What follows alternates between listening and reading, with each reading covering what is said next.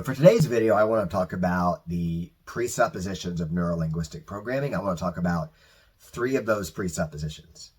Now, before we start, though, I want to break down what a presupposition is.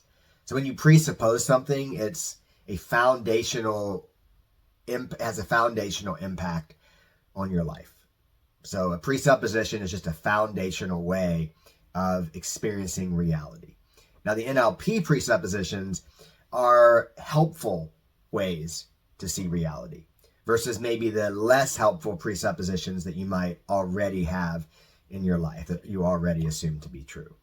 An unhelpful presupposition, for example, might be that everyone's out to get you, or everyone sucks, or relationships always fail. Those could be unhelpful presuppositions. We're going to go over some more useful presuppositions that if you were to hold these presuppositions, your life would change positively.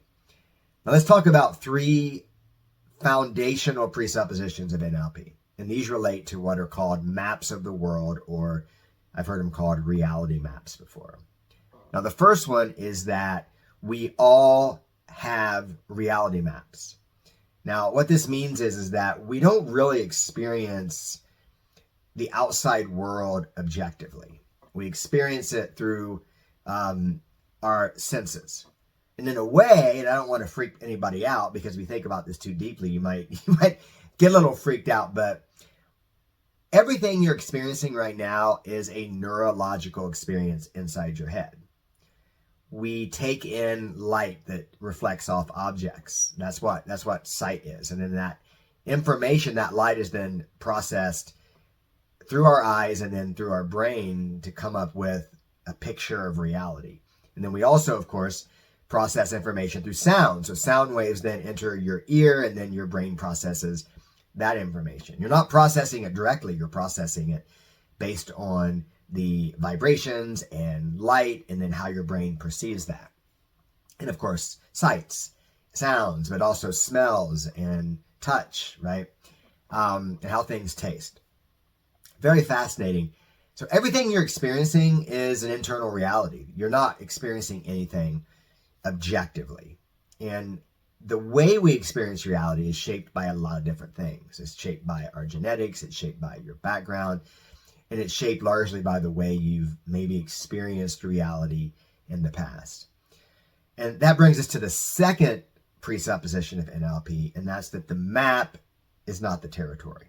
Now what that means is that the map you've built of the world isn't the way things actually are. It's just your understanding of the world. Now, you might say, well, I experience the world the way it is. Well, no one experiences the world the way it is.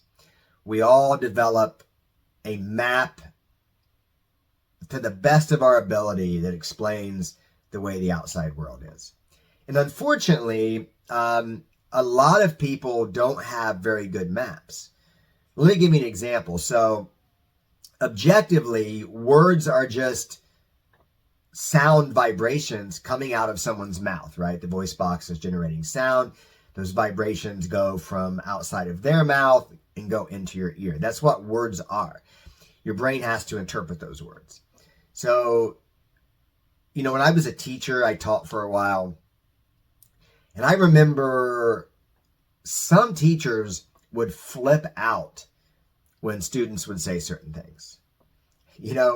A student might make a smart mouth comment, which I could be kind of smart mouthed in high school, so I get it. I'm like, when I made those smart mouth comments, I didn't mean it personally.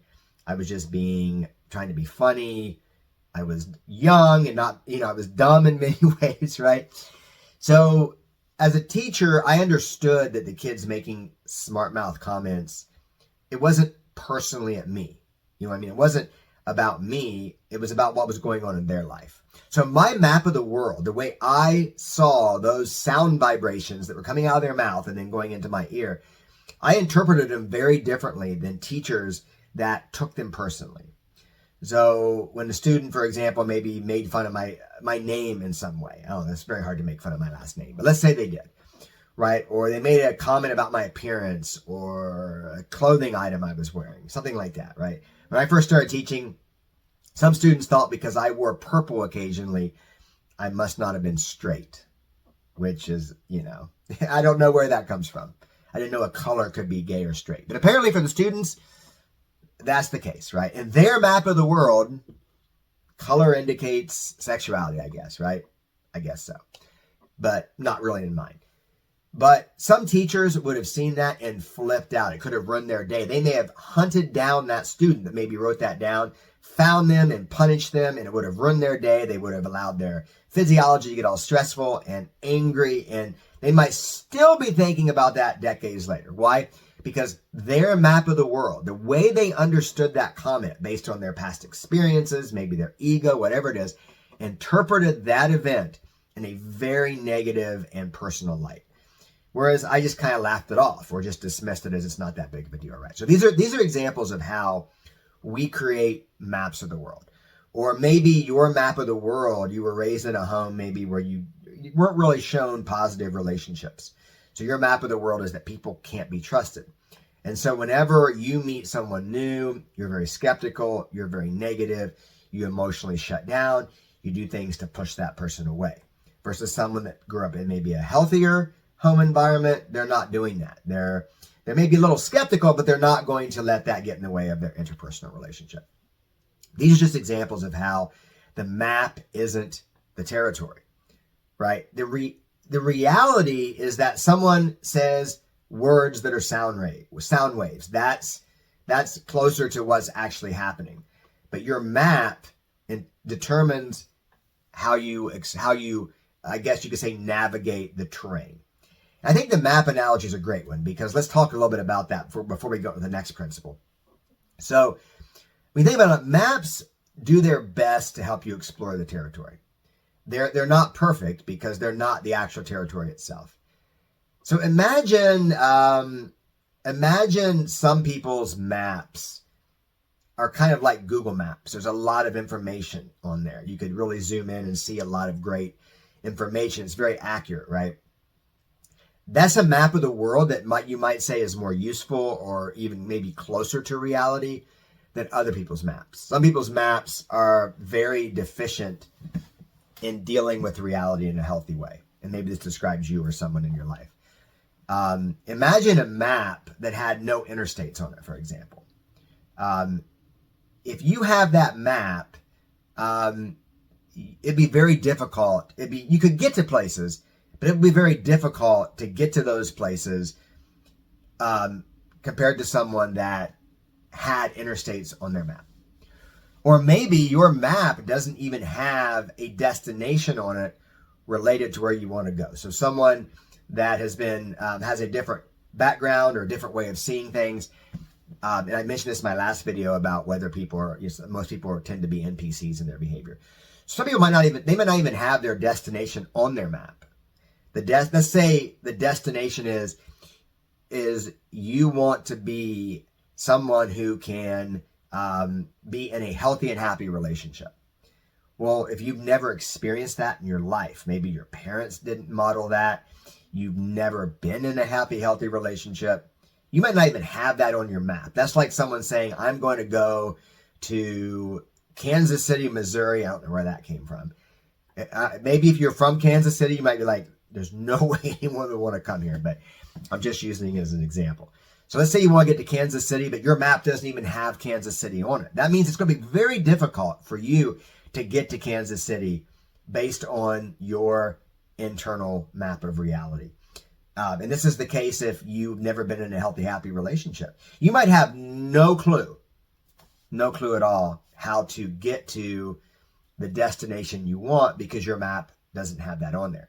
Now, when I get to some of the later presuppositions, we'll talk about changing your map because you can change your maps. That's the beauty of the human brain. That's the beauty of using things like hypnosis and NLP.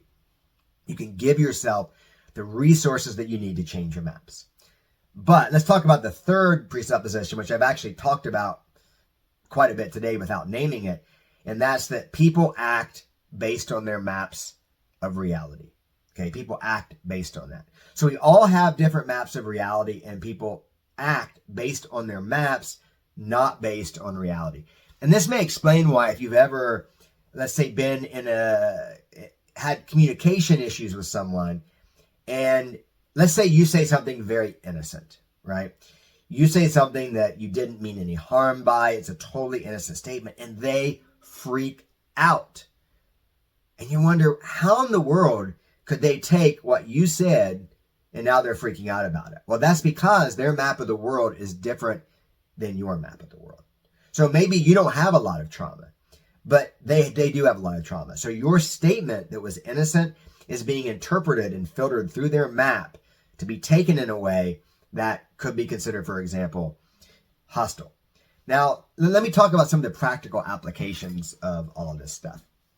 It will also lead to more, when we start to talk about more presuppositions, it's going to be useful. The first thing is, everyone you're dealing with sees the world differently. They do. They're filtering it through the lenses of their past, even genetics. They're filtering it through a very, very different lens. And this might explain why you just can't really relate to certain people, or even maybe someone that you're maybe even related to, or you've been married to. You see the world very differently. And the beauty of this is that now that you understand this, it's going to make things make sense. It's going to make your coworker make sense, or make your son or daughter make sense finally. And you can actually start to honor the fact that they have a different map of the world. You could honor that. Now, we'll talk about communicating with people with different maps in another video. But I think the most important part is just honoring that people see the world differently than you. And you can also start to understand that, maybe you don't see the world exactly since you don't see the world exactly the way it is, then now you're able to start to modify your maps. So at this point, you can also take away the idea that since you're not seeing reality as it is, you're always able to create a more helpful map. You're always able to start to just imagine Google Maps before, as it was being developed, right? There's not that much information on there. But as whoever developed it, well, Google obviously, but as the developers took in more information, that map's getting more detailed, and that map's getting more useful because of that. And you have the ability to do that as well. And it's important to acknowledge that your map of the world might be very deficient. It might be way more deficient than you ever imagined. And understanding that's very important too, because as I mentioned in my previous video, understanding that we all have deficiencies when it comes to seeing the world is very important to understand. So in the next video, we'll talk about some more NLP presuppositions, and we'll get in some more practical ways about how to start to change your maps of the world and your understanding of the world, so you can improve your communication, and so you can even interact with the world in a much more helpful and useful way.